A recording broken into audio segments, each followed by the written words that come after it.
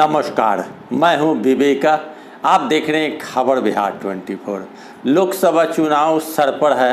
सभी पार्टियों के द्वारा उम्मीदवारों की घोषणा की जा रही है।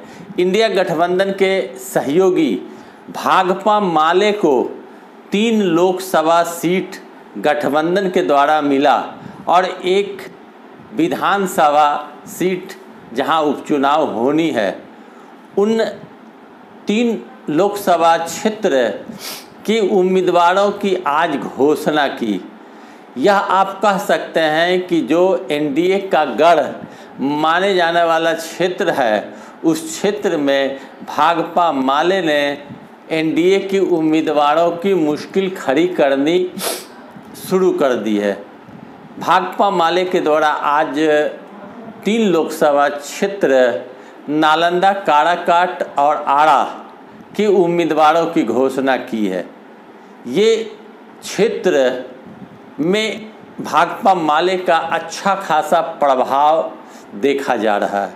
कहा जाता है कि नालंदा में पहले कम्युनिस्ट का गढ़ था और नालंदा में लंबे समय से जदयू का कब्जा है।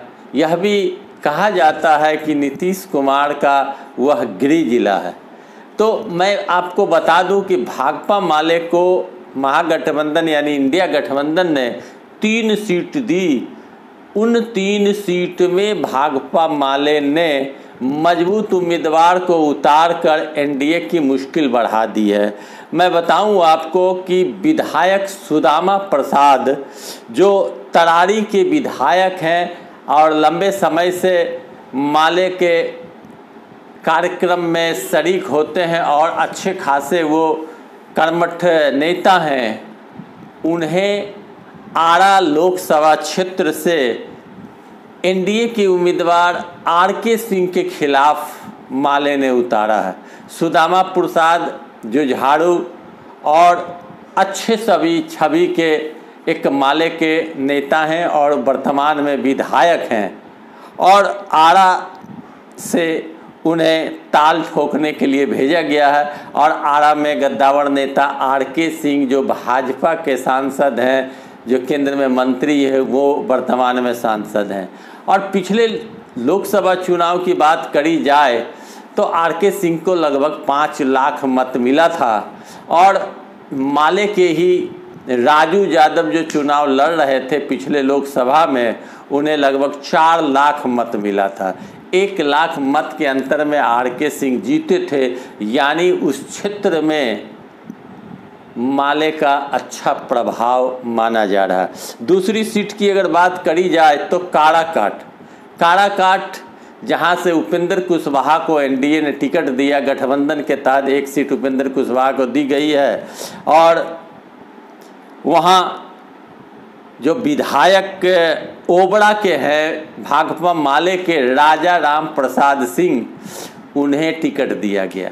राजा राम प्रसाद सिंह ओबड़ा के विधायक हैं और उन्हें चुनाव लड़ने के लिए दिया गया है काराकाट लोकसभा क्षेत्र से। और 3 बार राजा राम सिंह चुनाव लड़ चुके हैं काराकाट से और उन्हें करारी हार मिली। जदयू का गढ़ कहा जाता है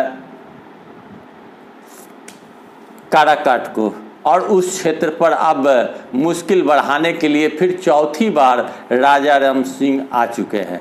और तीसरा सीट जो सबसे अहम सीट है, जिस सीट के विषय में कहा जाता है कि नीतीश कुमार की प्रतिष्ठा है, नीतीश कुमार का गढ़ है, और वहाँ के सांसद कौशलेंद्र प्रसाद हैं जो लगातार लोकसभा के सदस्य बनते जा रहे हैं और वो जीतते रहते हैं।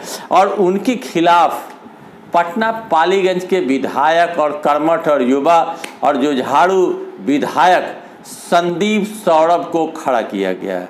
माले ने संदीप सौरभ पर विश्वास जताया है और वो नालंदा से चुनाव लड़ेंगे। मैंने कहा नालंदा में कम्युनिस्ट का एक ज़माने में गढ़ हुआ करता था और नालंदा के सांसद विजय कुमार यादव हुआ करते थे कम्युनिस्ट के, इसलिए नालंदा में भी कम्युनिस्ट का ज़बरदस्त गढ़ है। माले ने संदीप सौरभ जैसे तो इस तरह युवा नेता को चुनाव लड़ने के लिए भेजा जो वर्तमान में विधायक हैं पालीगंज के। संदीप सौरभ क्या रंग लाते हैं, राजा राम सिंह क्या रंग लाते हैं और सुदामा प्रसाद क्या रंग लाते हैं, वह तो गिनती के बाद पता चल पाएगा।